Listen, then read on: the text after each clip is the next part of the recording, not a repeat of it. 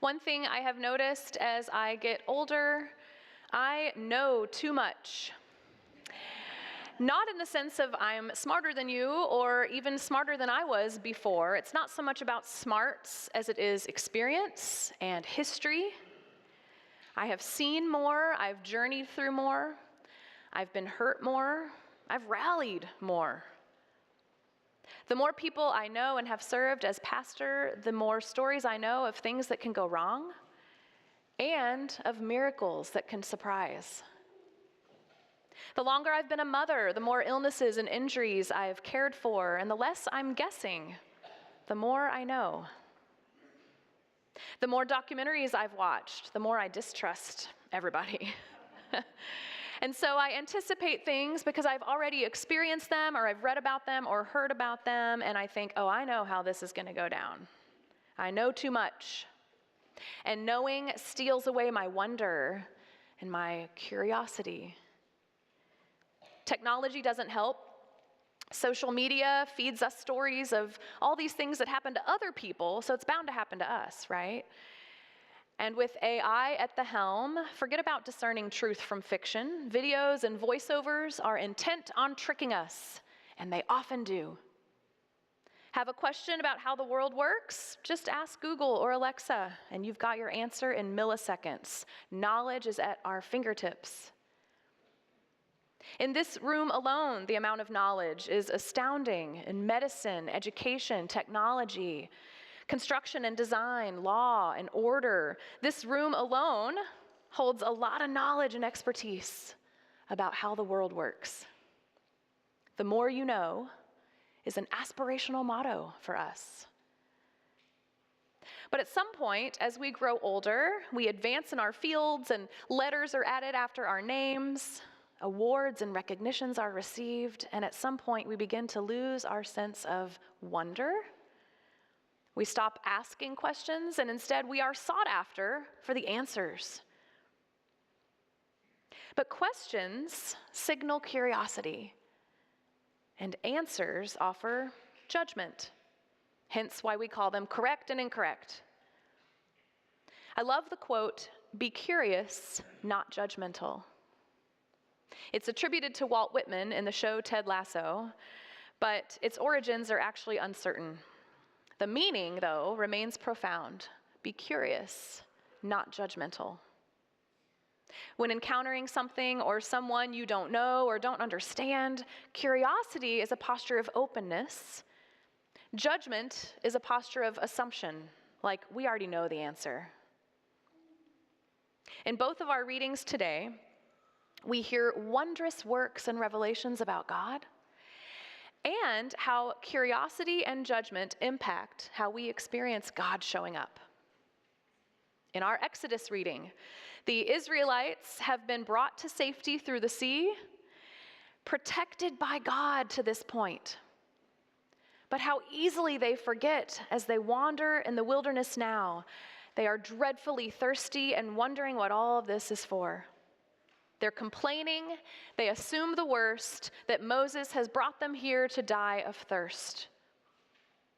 Curiosity has been overcome by judgment and assumption. We know what's going on here, Moses, and we no longer trust you. Except that every other moment along the journey has been miraculous and wondrous, not logical and reasonable. God's work does not follow a pattern that we can explain.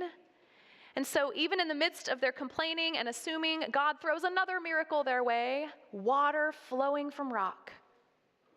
Living water from something not living. Flowing water from something that is still and unmoving, as if to say, this is how I work. Life from what you look at as dead. And then there's the woman at the well. She asks Jesus questions out of wonder and curiosity. How is it that you ask a drink of me, she says. And where do you get that living water? Here's Jesus, a stranger at an ordinary place, a well, and the woman approaches him with questions, not judgment. Notably, Jesus does the same. When he could have judged her lifestyle or her lack of understanding, he instead reveals himself to her as the Messiah. Note, this is the first time Jesus reveals himself in John's gospel as the Messiah, and he reveals himself to a woman of Samaria. I am he says. It's the first time he says it. No longer a stranger, here is the Messiah, standing with her. And again, we hear something wondrous about water.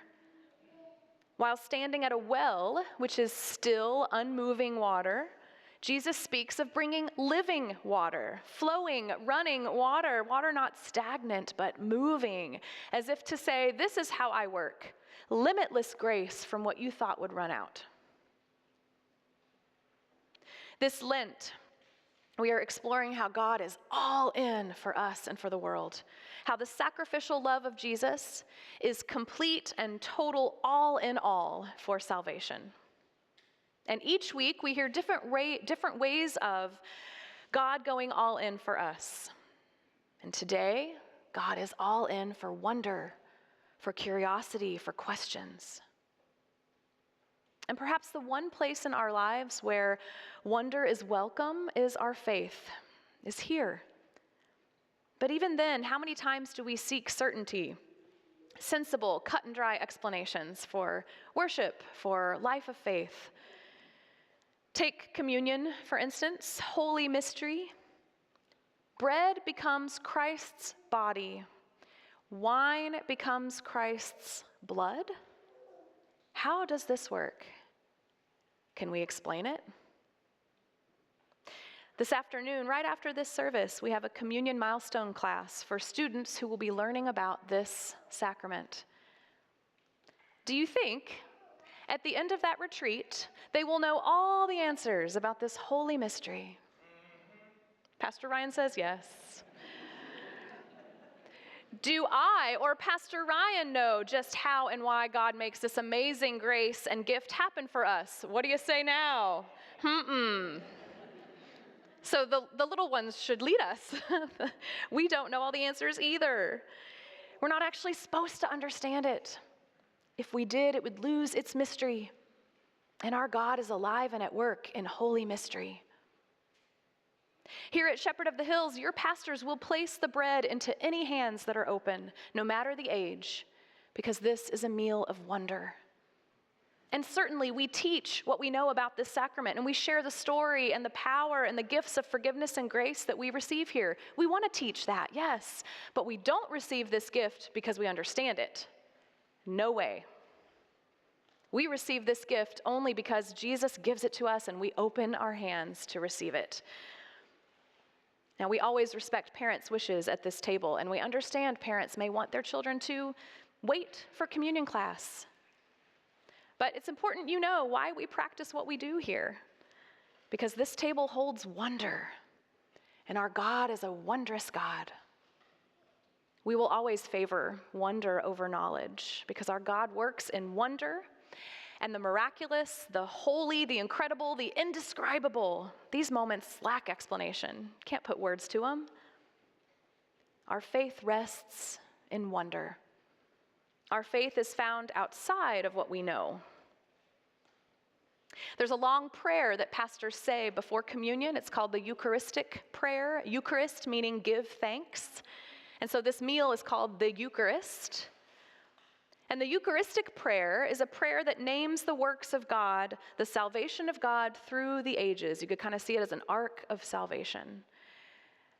Listen to it today when Pastor Ryan prays this prayer before communion.